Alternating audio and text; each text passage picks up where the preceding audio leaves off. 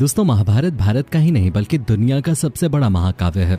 महाभारत का युद्ध क्यों और कैसे हुआ था ये बात तो हम सभी जानते हैं, लेकिन फिर भी कुछ बुद्धिजीवी इस बात से सहमत नहीं है कि महाभारत का युद्ध सच में हुआ था।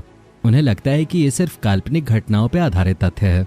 लेकिन महाभारत से जुड़े कुछ रहस्य और कुछ घटनाएं ऐसी हैं जिनके सबूत आज भी देखने को मिलते हैं। महाभारत का हर पात्र जीवंत है, चाहे वो पांडव हो, कर्ण हो, कृष्ण हो या कौरव हो। भारत में ही नहीं बल्कि भारत के बाहर भी कई ऐसे स्थान मौजूद हैं जहां पर महाभारत की घटनाओं को सच साबित करने के सबूत मौजूद हैं। इतना ही नहीं, ये भी साबित हुआ है कि महाभारत दुनिया का पहला परमाणु शक्ति वाला युद्ध था। बहुत सारे अस्त्र शस्त्र भी भारत के स्थानों से पुरातत्व विभाग ने खोजे हैं, जिनकी जांच करने के बाद उन्हें महाभारत काल का ही बताया गया है। और श्रीमद् भगवद गीता तो इस बात का सबसे बड़ा सबूत है कि ये महाभारत काल में ही श्री कृष्ण द्वारा अर्जुन को ज्ञान के रूप में दी गई थी। भगवद गीता में भी घटनाएं बताई गई हैं जो आज के समय में घटित हो रही हैं। चाहे हम इस बात को समझ पाएं या न पाएं, लेकिन वर्तमान समय में जो भी घटित हो रहा है, भगवान श्री कृष्ण ने महाभारत के समय ही ये बातें उल्लेखित करते थे। महाभारत समय के महल के अवशेष मिलना, गुफाओं का मिलना, साथ ही समुद्र में डूब चुके उस समय के शहरों का खोजा जाना, ये सब इस बात की ओर इशारा करते हैं कि महाभारत कोई काल्पनिक घटना नहीं थी बल्कि एक सत्य घटना थे जिसने पूरे युग को ही बदल डाला। आज हम आपको बताने वाले हैं महाभारत से जुड़े कुछ ऐसे तथ्य और घटनाएं जिनके सबूत आज भी मौजूद हैं। कुछ ऐसे ऐतिहासिक स्थल जहां पर महाभारत युद्ध होने के साक्ष्य मिले हैं।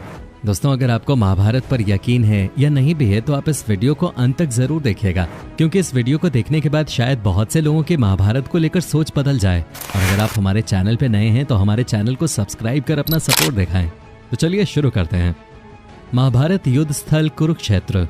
महाभारत का युद्ध कुरुक्षेत्र में हुआ था। कुरुक्षेत्र आज भी हरियाणा में स्थित है। कुरुक्षेत्र में जाकर भारतीय पुरातत्व सर्वेक्षण विभाग द्वारा महाभारत काल के कई अवशेष खोजे गए हैं, जहां पर बाण और भाले भी मिले हैं। कुरुक्षेत्र की भूमि में कई महान योद्धा वीरगति को प्राप्त हुए थे। यही वो स्थान है जब भगवान श्री कृष्ण ने अर्जुन का अपनों के प्रति मोह भंग कर गीता का ज्ञान दिया था। महाभारत में कुरुक्षेत्र की लाल माटी का वर्णन किया गया है, जो आज भी कुरुक्षेत्र में देखे जा सकते हैं। और भी ऐसे बहुत सारे सबूत कुरुक्षेत्र से मिले हैं जिनसे महाभारत के सत्य होने की पुष्टि होती है। पुरातत्व सर्वेक्षण विभाग द्वारा कुरुक्षेत्र में महाभारत युद्ध के समय के हथियार और ऐसे बहुत सारे सबूत मिले हैं जो कि महाभारत के युद्ध को सत्य साबित करते हैं। और कुरुक्षेत्र का होना खुद ही इस बात का सबूत है कि महाभारत युद्ध कोई काल्पनिक घटना नहीं बल्कि सत्य घटना है। गुप्त सुरंग।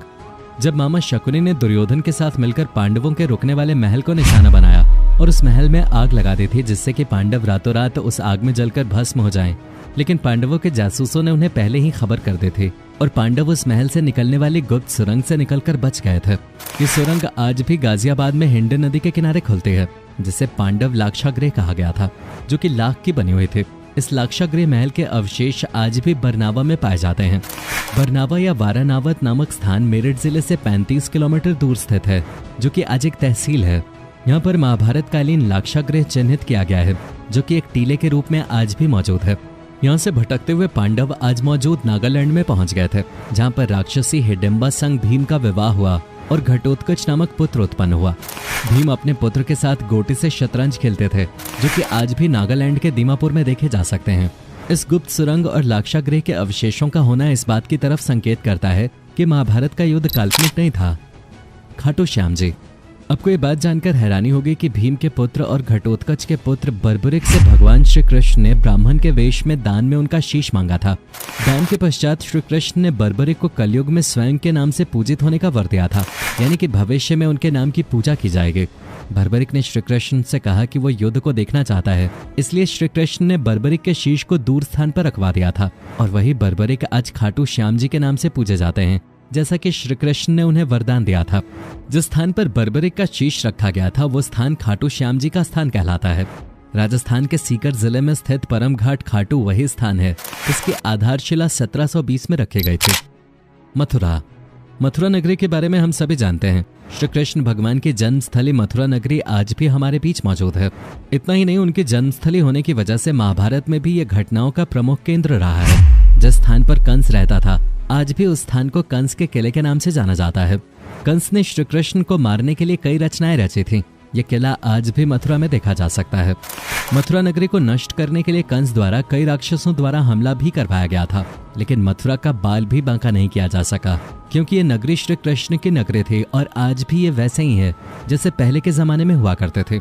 मथुरा नगरी को कृष्ण भगवान की जन्मस्थली होने की वजह से ही पवित्र स्थान माना जाता है। दिल्ली और मेरठ। महाभारत के समय दिल्ली को इंद्रप्रस्थ और मेरठ को हस्तिनापुर कहा जाता था। दिल्ली में खुदाई में कई ऐसे अवशेष मिले हैं जिनके आधार पर पुरातत्वविदों ने ऐसा माना है कि ये पांडवों की राजधानी रही होगी। दिल्ली में पुराना किला जो कि यमुना नदी के किनारे पर बना हुआ है, इसे पांडवों ने ही बनवाया था। ये बहुत सारी ऐतिहासिक घटनाओं का साक्षी है। दिल्ली का ये किला उसी जमाने में बनवाया गया था। जांच करने पर यह साबित हो गया। महाभारत बहुत साल पहले की घटना है, इसलिए महाभारत घटित होने के बाद ऐसे बहुत सारे दूसरे राजाओं का राज यहाँ पर होता रहा और इसी प्रकार से पांडवों के महल का भी बदलाव होता रहा। लेकिन दिल्ली में पुरातत्व विभाग ने ऐसे कई खुदाई कार्यक्रम चलाए और जांचों में पता लगाया कि दिल्ली का महल पांडवों के समय का बनवाया गया था, जिसका उल्लेख महाभारत में किया गया है। ब्रह्मास्त्र। महाभारत काल में ब्रह्मास्त्र अस्त्र का उपयोग किया गया था। कहा जाता है कि ब्रह्मास्त्र सबसे बड़ा अस्त्र होता था जिसका काट सिर्फ ब्रह्मास्त्र से किया जा सकता था और ब्रह्मास्त्र को हासिल करने के लिए बहुत ज्यादा तपस्या और साधना करनी पड़ते थे। ब्रह्मास्त्र ऐसा ताकतवर अस्त्र था जो कि भयंकर तबाही मचाने वाला होता था। यह अस्त्र धर्म और सत्य को बनाए रखने के लिए ब्रह्मा भगवान द्वारा बनाया गया था, जो कि एक विनाशकारी परमाणु हथियार था। इसका उपयोग महाभारत में ही नहीं बल्कि रामायण में भी किया गया था। ये एक ऐसा अस्त्र था जो कि शहर के शहर तबाह कर देता था। वर्तमान समय में हथियार बनाने के लिए जिन आधुनिक तकनीकों का उपयोग किया जाता है वो महाभारत से ही ली गई हैं।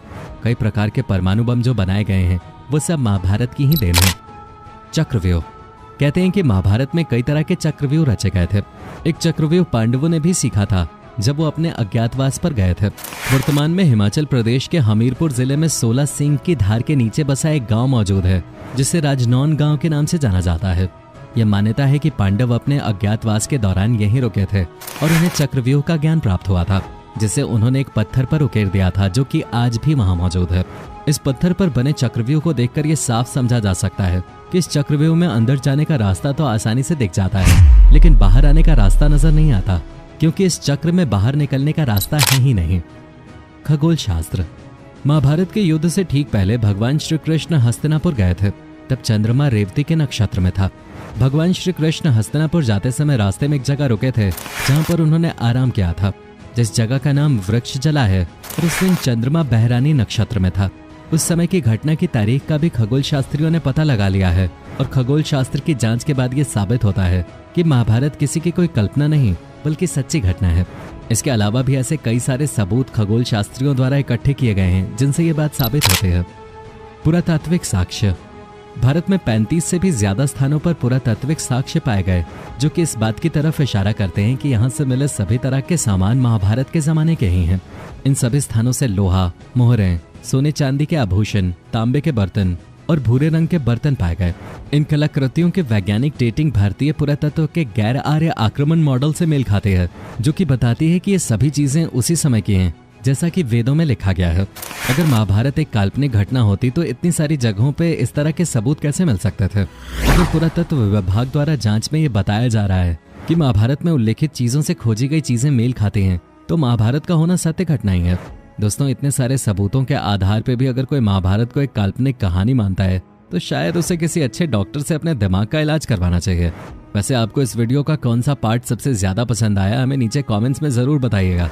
और अगर आपको वीडियो पसंद आई हो तो इस वीडियो को लाइक और अपने दोस्तों के साथ शेयर जरूर कीजिएगा, जिससे कि महाभारत के सच के बारे में सभी को पता चल सके।